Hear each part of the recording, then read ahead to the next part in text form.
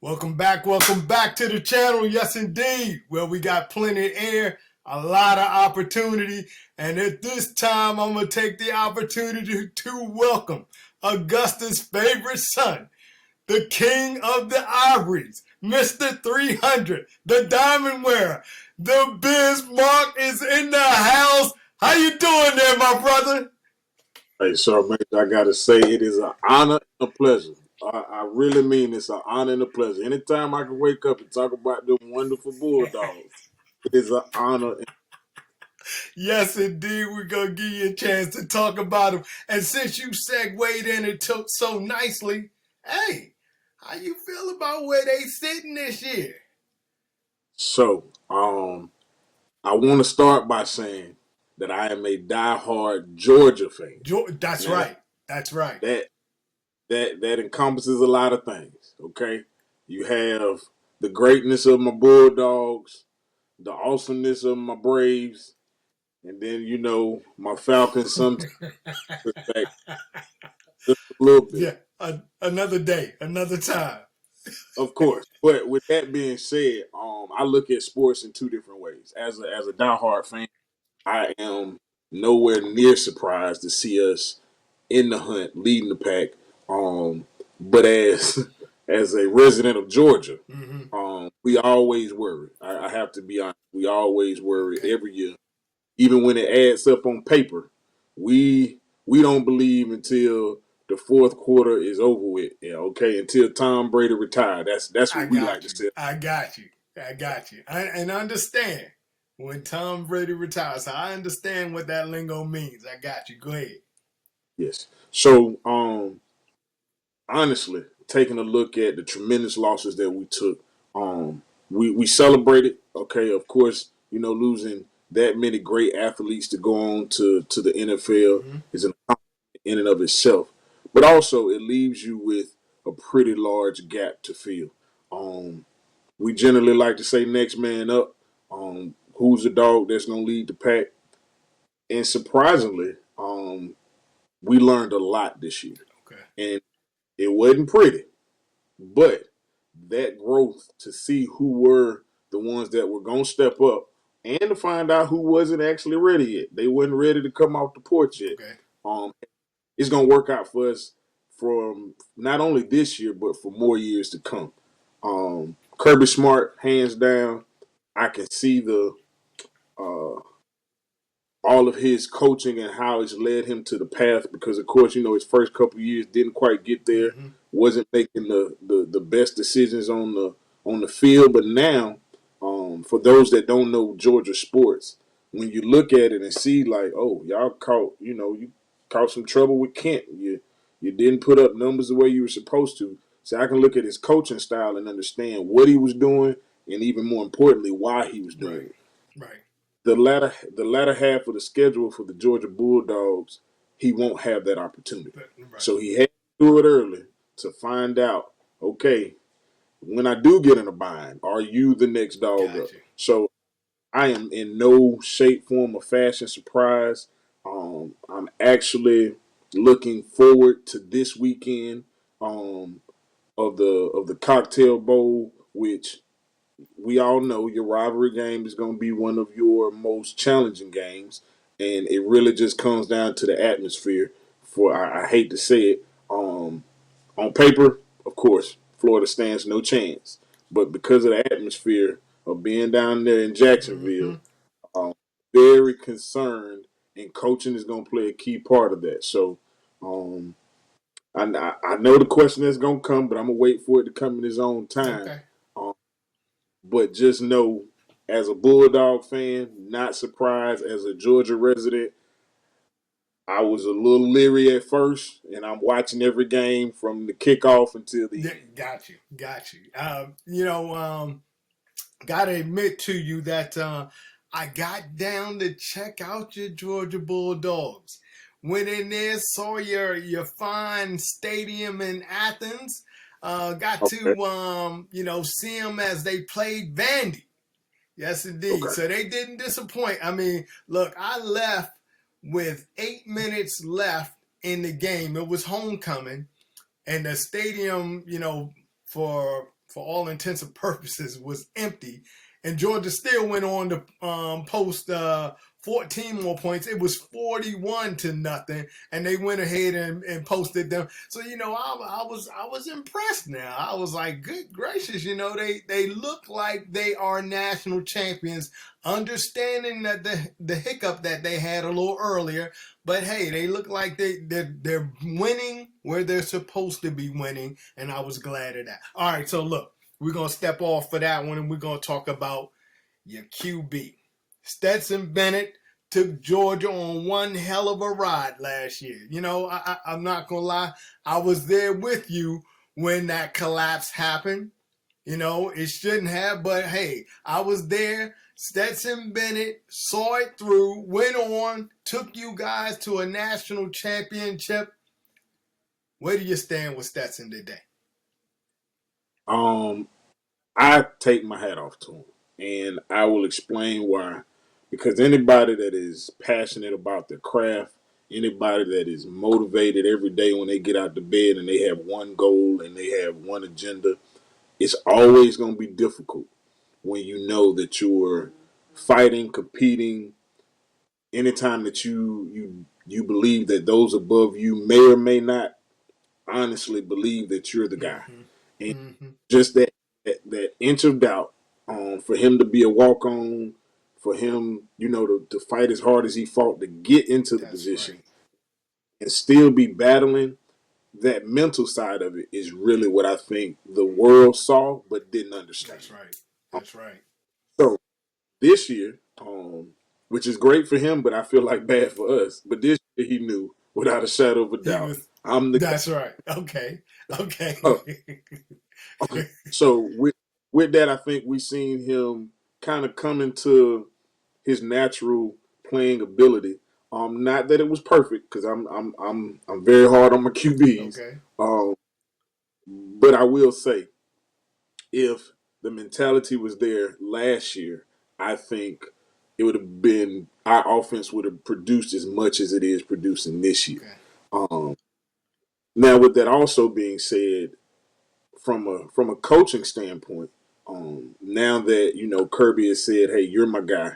We're gonna stick it out with you."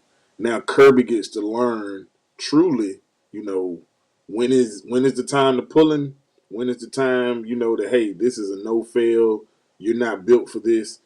It, we're almost a year behind because last year we kind of juggled and played them in different ways that from a coaching standpoint seemed like the right thing, but from a player development standpoint, it kind of sets Stetson back a little bit because you seen what happened So where so are you telling me that there's a chance if Stetson stumbles, Kirby may pull him at this point in of the year?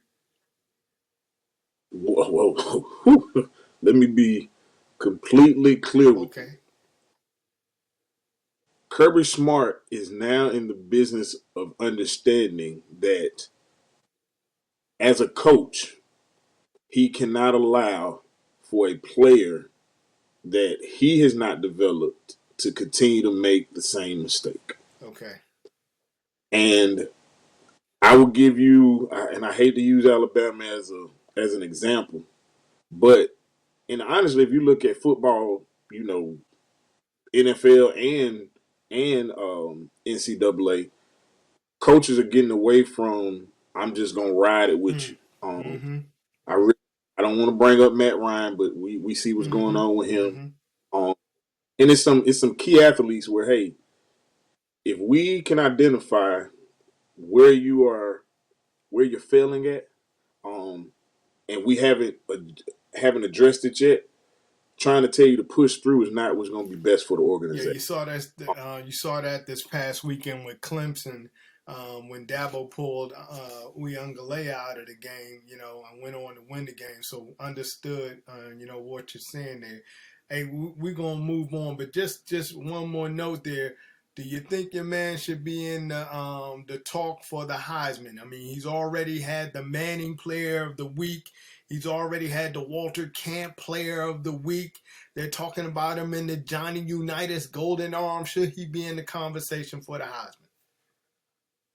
As a fan, I'm going to say yes.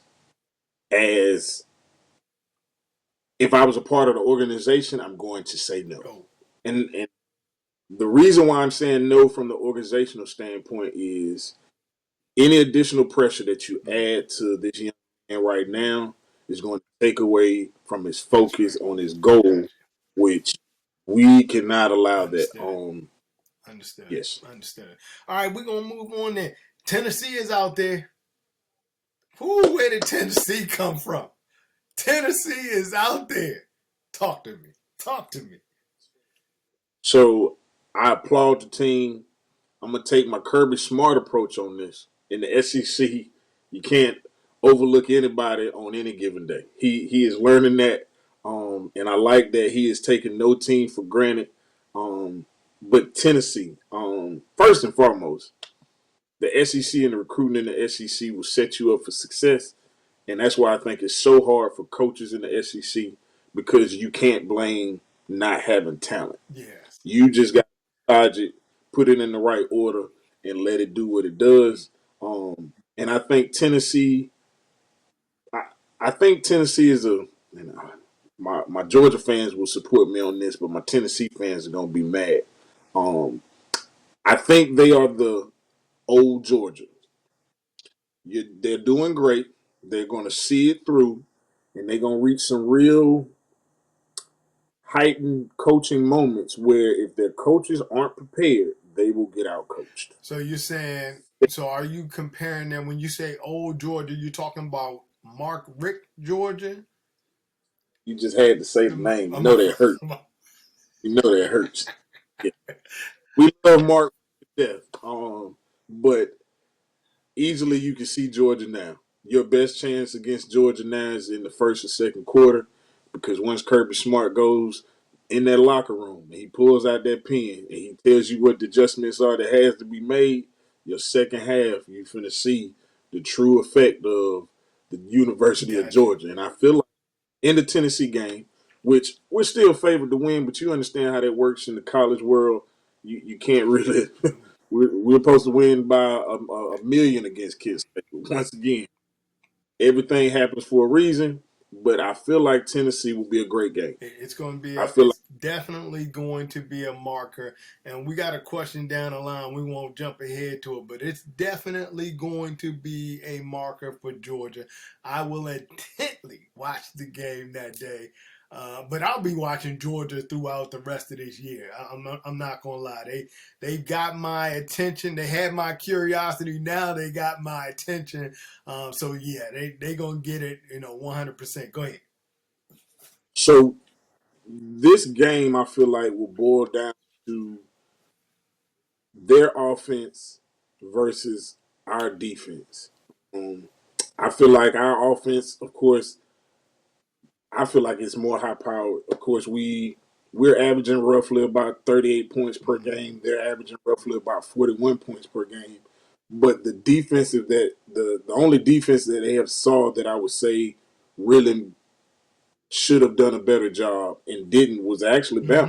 Mm-hmm. And when I Mm-hmm. mean their offensive line and their defensive line are the two areas where I know Kirbysmart said, "Hold on, I haven't seen that from Tennessee before."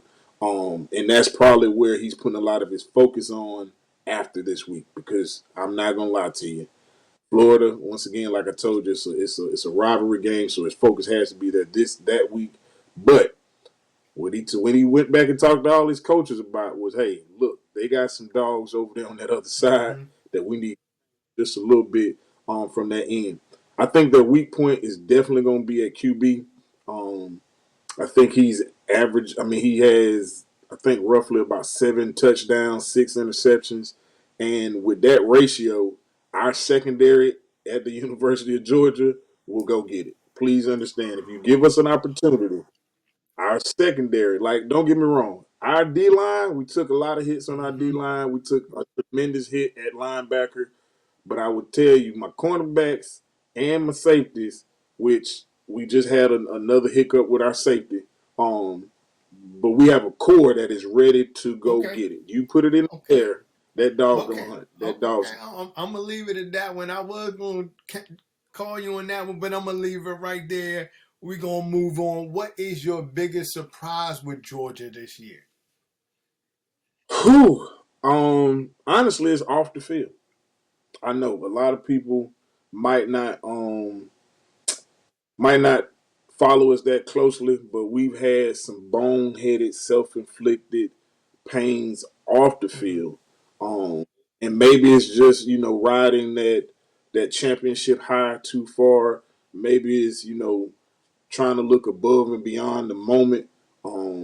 But seeing the lack of focus off the field Mm-hmm. is something that honestly, if you see it in the beginning of the year, I think that's best because it's one of those things where if I tap your hand now, you're gonna sit up and act right for the rest Yeah, of the season. When you continuously see things that happen, it's an eye opener from many standpoints. I'm not sure if it's the connection or the bond amongst the team because any organization that's really a tight organization, the team will police you up if they need absolutely, to, absolutely. as well as the coaches, kind of having, you know, checks and balances to make sure that they keeping aware of what the Mm-hmm. players are doing. So that's one of the things that has surprised me the most is off. Um, Now on the field, of course, um, our losing so many players to the NFL. What was that going to mean, and how were we going to bounce Yeah, back? Um, that of course everybody expected. Everybody was looking for it. Our first string defense, they're giving the best that they can. The difference is when you gotta rotate the second string in, and knowing that second string is going to be able to hold the gap. Second and third string, they're still trying to fine tune those, mm-hmm. and I feel as if in the first half, if we ever get gassed, right? Meaning like you have a team that they came out fine on all cylinders, and you done took two, no more than three consecutive drives where they're just consistently moving down the field. That is going to be the telltale sign for all Bulldogs to rally up because we're gonna need some help on Okay. this one. Because once again, once you gas our defense, and this is just SEC wide, if you gas a defense in the SEC, you've accomplished your task. Defense wins championships. I will stand by that until the day that I die. Offensively, um, anything can happen with our Bulldogs. Meaning, if we need to put up 23 Yeah. points in a quarter, we've seen what can happen. But we don't have those takeovers from last year, and that's one of the things that hold on offense. Just get us there. That's what I'm saying. Defense keep till you get there. But yeah, that's the biggest surprise for me. Okay. All right. Understood. You kind of alluded to this earlier, um, but I'm gonna ask you now. Alabama's still out there, and they have a loss now. It looks like they're gonna try to take that road that they took into the championship, where Nick did his song and dance and his politicking. They're sitting at number 6 right now. They just need somebody to stumble. So and then everybody's going to want to put Alabama back into the top 4, and it's going to happen. Um, Georgia's going. With that said, it looks like they're headed to a collision again. What are your thoughts? You know, So you can only scream rat poison so long, and I will be honest with you. Them facing LSU, who really has a big. You got to remember, LSU is fighting from coming out of the pits. Like LSU is really trying to re-establish themselves absolutely. in And the. it looks like they are. In the So beginning, I thought they weren't, but it looks like I mean, when you beat up on Ole Miss like you did, I was like, I was shocked. I was like, wow. But go ahead, my fault. all my Bulldogs would be looking at that game where they're going to Death Valley. Bama has to go to Death Valley at night, and just any team that's ever faced LSU at home, they understand that Death Valley in and of itself can change your entire game plan. So that's a key one to look at. And if they make it through LSU, and when I say make it through, meaning you beat them and it wasn't any difficulty behind it. If you struggle with LSU and then go to face Ole Miss, who also now just took their first loss, so they are very fired up. Yeah, And when I tell you now, they want to prove themselves to the world, and who better to do it against than that's right. Alabama. Once Bama got 2 games back to back, that if they don't show up, we're just gonna tell them, hey, it was good to see you. We'll see you next year. Roll Tide, whatever you want to say. But here in Georgia, I got to be honest, for the first year ever, we're not even concerned Wow. about Bama. Okay. Because I was gonna ask you, does Georgia have a chip on its shoulder? But nah, y'all ain't even concerned. Hey, that's what I'm talking about there. And I think you shouldn't, because Alabama has shown defensively that they are. Hey, if they can stop the win, good gracious, man. Hey, they couldn't stop a tank moving through a mouse hole right now. I don't know what the deal is with Alabama, but I don't think, like you said, if Georgia can come out there and put pressure on them and gas them in the first half of a game, they have no troubles or no worries about Alabama. Their defensive secondary has shown just how shallow and open that they are. Go ahead.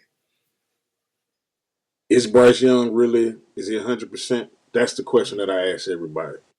When he went down, and you could see the level of frustration when he went down, it made me feel as if this was something that he felt was either coming or the level of frustration. So as an athlete, you understand when we get hurt, generally you're gonna see concern. Like, where did that come from? Why did it happen?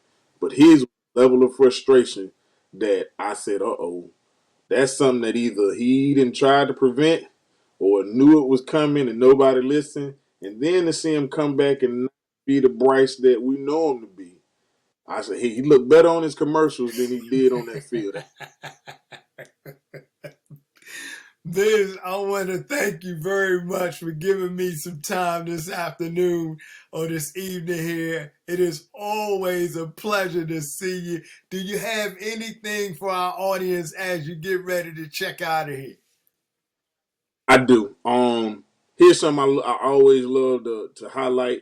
Um, the University of Georgia, the Five is what we call them. It is actually the 50 years from the first 5 African American players to receive scholarships to go to the University of Georgia. It was tremendous to see them all come onto the field, to all be acknowledged on the field. Once again, scholarships and understanding, where talent is and giving people the opportunity. Uh, the Five will forever be something that I will hold true to my heart as a diehard Bulldogs fan. Look up your history, understand where you come from, so you can know where you're going. Sir Major, I appreciate you so much for acknowledging the great University of Georgia, bringing us out so that the world can see that we're here. We're not going anywhere. The days of fumbling the bag are gone. And hey, from me to you, Sir Major, Yes, go Dogs. indeed. Go Dogs. With that said, hey, look, like, share, subscribe, give it to us. Tell us what you think about the whole thing. Comment down below. But we want to thank the Biz for joining us. And if nothing else, we are out of here. Peace. Yes, indeed. Yes, indeed.